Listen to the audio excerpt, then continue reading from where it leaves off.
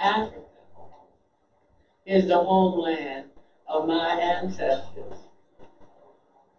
And like the Sankofa bird, I know I must look to the past chapters of life in order to be able to see my future and its possibilities.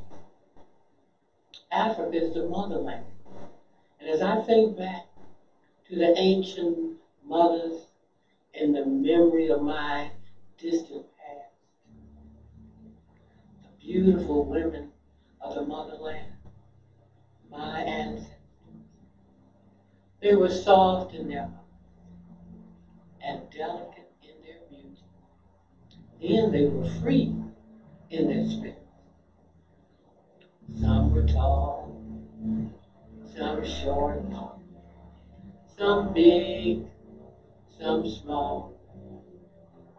Women, when seen together, make a patchwork quilt of colors, shapes, and sizes.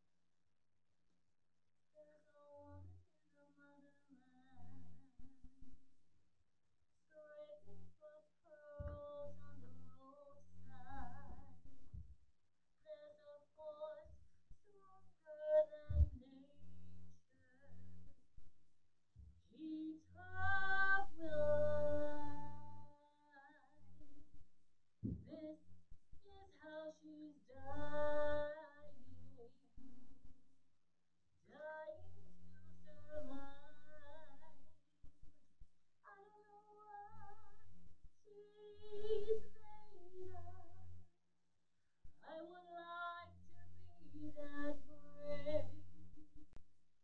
She cries to the heavens above. There is a storm in my heart. She lives a life she didn't choose, and it hurts like brand new shoes. Hurts like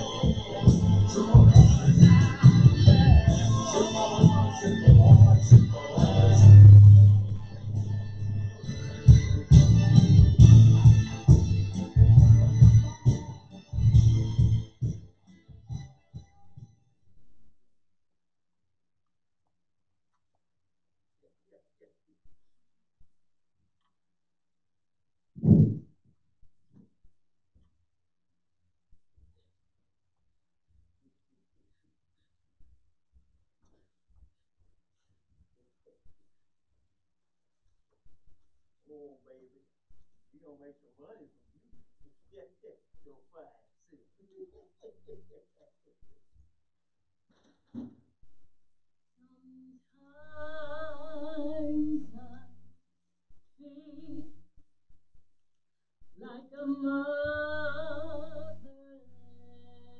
child. Sometimes I feel like a motherless child. Sometimes I feel like a motherless child, a long way from home, a long way from home. Sometimes I feel like a motherless child. Sometimes I feel like a motherless child. Oh, sometimes I feel like a motherless child. A long way from home, a long way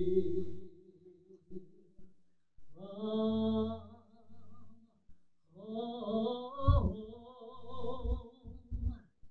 a long way from my African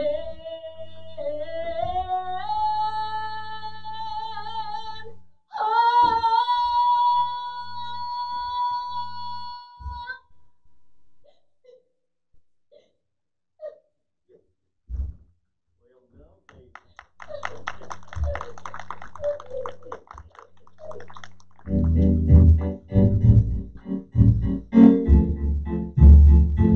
Well, I've been working and drudging from sun up to sundown.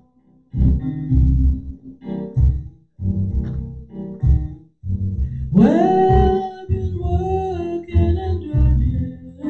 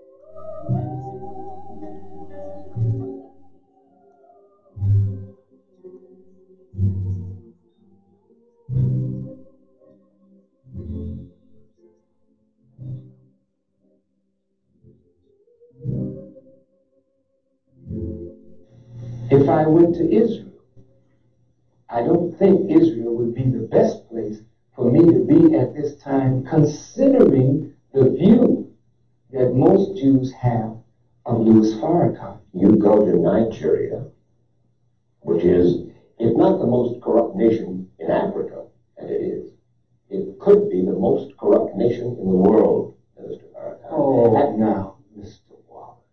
It is the most corrupt nation that I have ever covered. I've been there 25 years ago, and I've been there as recently as last year. Fine. So what?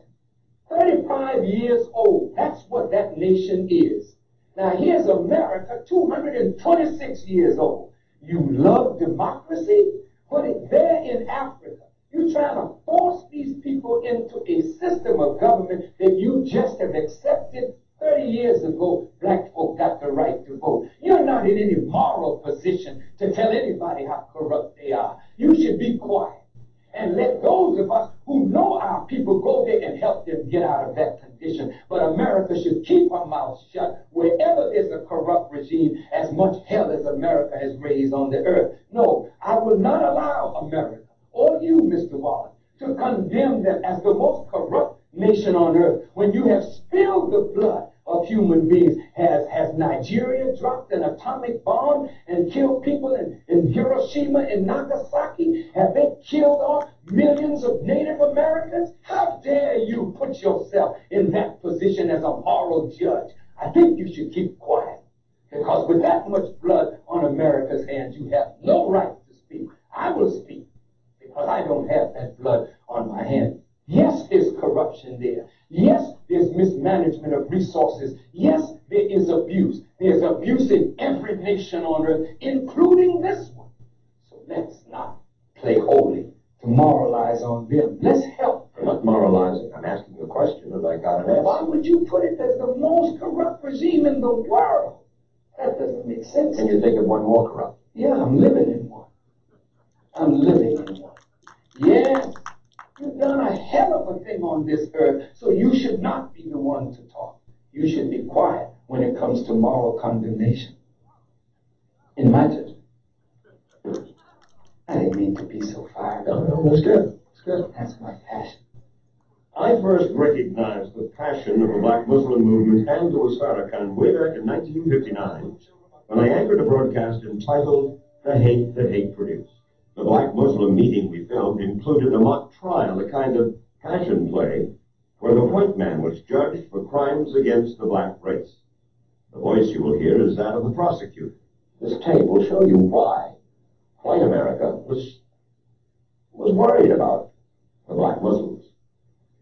I charge the white man, ladies and gentlemen of the jury, with being the greatest murderer on earth. I charge the white man with being the greatest peace breaker on earth. I charge the white man with being the greatest adulterer on earth. I charge the white man with being the greatest troublemaker on earth. So therefore, ladies and gentlemen of the jury, I ask you, bring back a verdict of guilty as charged. I'm sure you remember that. You wrote it. Yes. And you believed that then. Oh, yes, I believe it now. History is not false. If he says that the white man did all these things, I did not write the white man's history. That history is written in murder, in the bloodshed of the darker peoples of the world, and even in the bloodshed of your own people. Do you still believe in separation of the races? I believe, Mike, that if we can't get along in peace, then we should separate. We have serious differences that are exacerbated now over time between black and white. The question that we have to answer, are those differences irreconcilable? Are they? I don't know. Have we tried as hard as we could to reconcile them? And if we have, and we cannot, then separation would be the best answer. You are suggesting that it's basically the white man's fault. Oh, no, Mr. Wallace. I'm not going to say that. Because justice would not be served if I said it was all the fault of white people. Reason that we have to take some blame in this ourselves. As black people, we can't sit around waiting for white people to do for us what we should be doing for ourselves. And our failure to do this is our fault. White folk have done bad by us in the past. Yes, that is true. And they do some bad by us today. But if we did better by ourselves today, we could help to reconcile this difference. He withdrew to the Nation of Islam's compound in Phoenix, Arizona. He disappeared from the public eye for almost 3 months. Then he reemerged for that tour of Africa and the Middle East. To observe what Dr. C. Elliott Lincoln, a distinguished black historian and professor emeritus at Duke University, who has studied the Nation of Islam since the 1950s. Farrakhan's trip squandered a great opportunity. Professor Lincoln told me he was disgusted.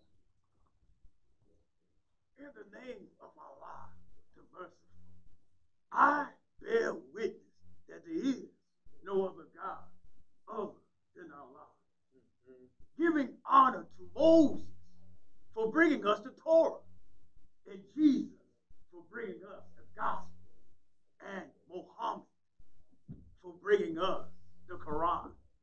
To Allah, I give all glory. I'd like to take time to thank you for your gracious invitation. I pray that today's message be fruit that can be easily touched, grabbed, and digested. I pray that today's message has more, meat than fat on the bones, brother.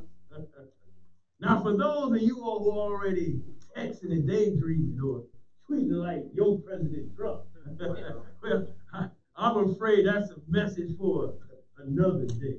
We ain't got time. But when I say meat, I'm not talking about a pork chop or what they call that brother Honey Big Head. For we are Muslims, and we only indulge in fish, poultry, or lamb. Well, no fat in my diet, brother. Lean, mean, fighting machine. That's how I keep it beautiful skin. I like to talk about a prophet named Gautama, Buddha, or shall we say, the enlightened one. Now, Gautama was a prophet that gave up his home, palace, riches, maybe women, to dwell amongst the beggars and to help those that are suffering. Now, Gautama was a feathered weathered man because of all the traveling and fasting. However, in Japan, they made these huge statues of Gautama. Why? I don't know, because he was fat. But not with weight, huh? Not with cream puff jelly donuts, but with knowledge. He came to choose his purpose. That powerful force of spirit manifesting in his being, huh? Giving him life, giving him hope. I can't help but to reflect on the men, women, and children that gave up their lives for a godly cause. People like Moses, St. John the Truth, Nat Turner, Marcus Garvey, and yes, members of the press. White people helped out too. Hello. Oh, no, he did. Oh, yes, I did. Yeah. They always try to depict me as a racist man, huh? Well, today we'll set the record straight. Fact is, it takes all races and nationalities to be a part of this humanitarian movement. Yeah. Well, for God, Allah, has spoken to all of us, even to those that tried not to listen. Slaves needed the help of white abolitionists, Shakers and Quakers. Now, according to history, there has never ever been a drastic change without the help of some white Americans risking their lives. Amen. For a godly cause. Make sure you write that down. Members of the press, that's probably recording my every word, looking for a flaw in my conversation, a racist angle, no doubt, Mary. You better hear me right. Don't exaggerate my words, twist my truth for some verbal propaganda. The world is confused enough, and it don't need your 2 cents. Or whatever you charge for a paper.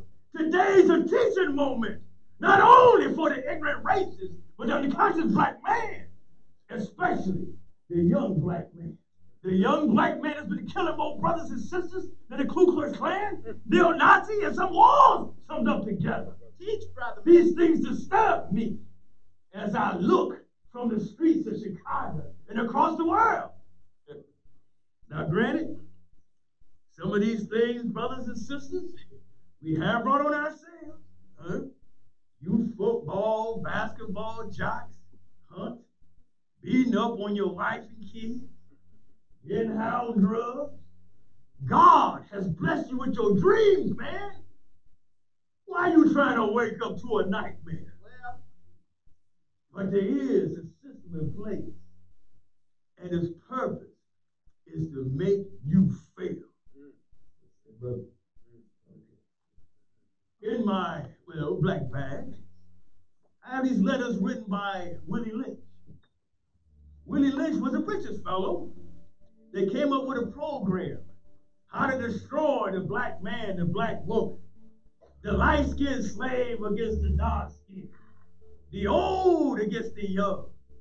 Figured out a way to keep us in bondage, even without the change. Well, tonight we will show you the power of these lessons and the ripple effects of its flames. I think we'll go back in time for a little bit. Thank you, Minister. I'll take over from here.